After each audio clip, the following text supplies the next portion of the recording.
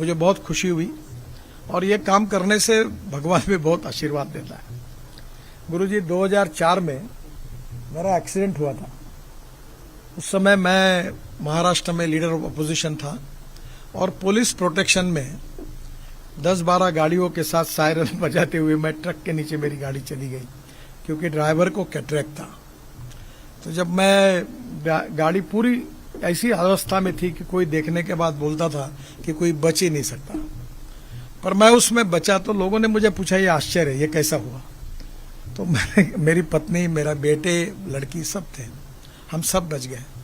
तो मैंने कहा कि मैं 1980 से हार्ट के ऑपरेशन निःशुल्क करने का काम करता हूँ। अभी 25,000 से ज़्यादा ऑपरेशन करने का मुझे सौभाग्य मिला। तो जो लोगों का ऑपरेशन होता था वो मेरे घर पे आते थे, उनके आंखों में आंसू होते थे, मुझे आशीर्वाद देकर जाते थे। तो मैं मानता हूँ कि उन्हीं की दुआओं के कारण मुझे फिर से नया जीवन मिला और इसलिए ये काम करने में समाज में काफ़ी लोग आगे आ रहे हैं। विशेष रूप से रिलीजियस कामों के साथ जो हमारे ट्रस्ट है, संस्थाएं हैं, वो एजुकेशन और हेल्थ सर्विसेज में आगे आ रहे हैं। ये बहुत अच्छा इंडिकेशन है। एक तरफ हमारे जीवन को हम बदले संस्कारों के आधार पर, स्पिरिचुअल साइंस के आधार पर, गुरुजी यहाँ है उनके मार्गदर्शन में, और दूसरी ओर हमारा सामाजिक दायित्व, social consciousness, social awareness and social responsibility इतनी ही जिम्मेदार है। मैं बहुत बार हमारे घर पर एक मैंने संस्कृत का गीत लिख के रखा है जो मेरे चेयर के सामने रहता है। मनसा सततम स्मरणीयम, वचसा सततम वदनीयम, लोकहितम मम करणीयम। कि मैं हर बार ये याद रखूंगा कि मैं अपना तो सभी देखते हैं और देखना भी चाहिए, पर उसके साथ जो शोषित है, पीड़ित है, दलित है, सामाजिक, आर्थिक, शैक्षणिक दृष्टि से पिछड़े हुए हैं, उन लोगों के जीवन में बदलाव लाने के लिए मैं क्या कर सकता हूँ। और यही बात बहुत इम्पोर्टेंट है और उसी बात का बहुत अच्छी बात है कि हमारे जो भी स्पिरिचुअल साइंस को लेकर काम करने वाले आदर्श गुरु हैं, जैसे आदरणीय श्री एम यहाँ हैं, उन्होंने अपनी knowledge as a power spiritual science की, उसका तो मार्गदर्शन किया ही, वो करते ही है, पर उसके साथ साथ प्रैक्टिकल इम्प्लीमेंटेशन में ग्रास रूट लेवल पर एजुकेशन में, हेल्थ सर्विसेज में भी ये काम कर रहे हैं। ये हमारे लिए एक दिशा दर्शन है और मैं मानता हूँ कि बहुत बार ये काम करना ये समाज के लिए सबसे आवश्यक काम है। कभी कभी राजनीति में ऐसा कहा जाता है कि every politician thinks about is next election, क्योंकि वो सोचता है कि चुनाव कैसे जीतना। मेरे अनुभव से मैं भी लोकसभा जीता हूँ और मैं जात पात वगैरह कोई बातों को मानता नहीं, झूठ भी नहीं बोलता हूँ, सब मुंह पे बोलता हूँ ये काम होता नहीं, ये नहीं हो पाएगा, हाँ या ना मैं बोलता हूँ और मुझे कोई प्रॉब्लम नहीं आया। और अभी तो मैंने तय किया मैं पोस्टर बैनर भी नहीं लगाऊंगा, चाय पिलाऊंगा नहीं चुनाव में, कोई वोट देगा इसलिए, यहाँ बहुत खर्चा होता है चुनाव में तो मैंने कहा मैं ये भी नहीं करूंगा, तुमको देना है तो वोट दो, नहीं बता तो लोग देते हैं। क्योंकि अगर आप ईमानदारी से लोगों की सेवा करेंगे तो लोग आशीर्वाद देते हैं। That is the true meaning of politics. This is the time for politics that we need to redefine the definition of politics. सत्ता कारण इज नॉट द पॉलिटिक्स, समाज कारण, राष्ट्र कारण एंड विकास कारण। बीच हम लोग जितने गोर गरीब जनता है उनकी मदद काम करेंगे, that is to be the true meaning of politics. And politics is the instrument of socio economic reform. और इसलिए इस बात को लेकर हमारे एमएलए, एमपीज, कारपोरेटर्स भी काम करेंगे तो बहुत बड़ा काम हो सकता है और लोगों का आशीर्वाद भी मिलेगा। और पर आज समाज में मुझे खुशी है कि बड़े प्रमाण पर चाहे इकोलॉजी एंड एनवायरनमेंट का फील्ड हो, चाहे एजुकेशन का हो, चाहे हेल्थ सर्विसेज का हो, काम करने के लिए बहुत लोग आगे आ रहे हैं, इसको सपोर्ट करने के लिए लोग आगे आ रहे हैं।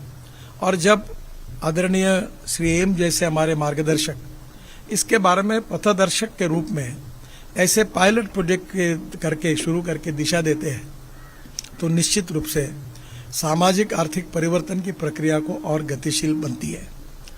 मुझे बहुत खुशी है कि मुझे यहाँ आने का मौका मिला। हमारे मिथुन रेड्डी जी अक्सर मुझे मिलते हैं, मुझे ये एरिया में पहली बार आया हूँ, कागज पर ही मुझे रोड बताते थे ये, तो मैंने कोई बड़ी बात नहीं की। क्योंकि इस देश के जो रोड है वो सभी के हैं, कोई पॉलिटिकल पार्टी के थोड़ी है। और मैं मंत्री हूँ, देश का हूँ। I never discriminate in developmental work में मैं पॉलिटिक्स कभी नहीं करता। जो सही होता है वो करने की कोशिश करता हूँ। और मुझे बहुत खुशी है कि आंध्र प्रदेश में भी अच्छे काम हो रहे हैं, अभी बड़े बड़े एक्सप्रेस हाईवे हम बना रहे हैं।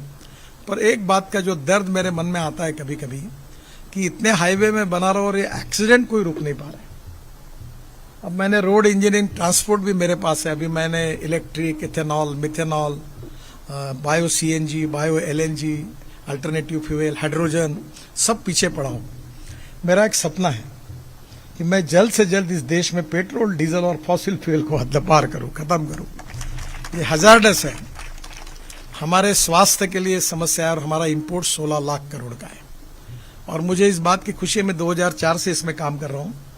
मेरे पास हाइड्रोजन पे चलने वाली गाड़ी है, मेरे पास फ्लेक्स इंजन है, जो गाड़ी 100% बायो इथेनॉल पर चलती है। और अभी broken rice, corn, sugar cane juice, molasses, सबसे इथेनॉल बन रहा है। और अभी मैं अगस्त महीने में टोयोटा कंपनी की गाड़ियां 100% जो फ्लेक्स इंजन की है वो लॉन्च करने जा रहा हूं। अभी विक्रम किर्लोस्कर जी का देहांत हुआ, वो मेरे अच्छे मित्र थे। मैं उनको कहता था कि ये काम पहले करो, हमने करके रखा पर बेचारे आज नहीं है।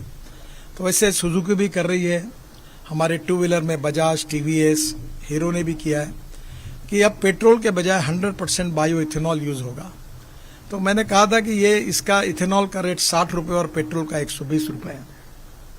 और ये जो गाड़ी है कैमरी करके, या उनकी जो अभी इनोवा है, तो वो 40% इलेक्ट्रिसिटी जनरेट करती है।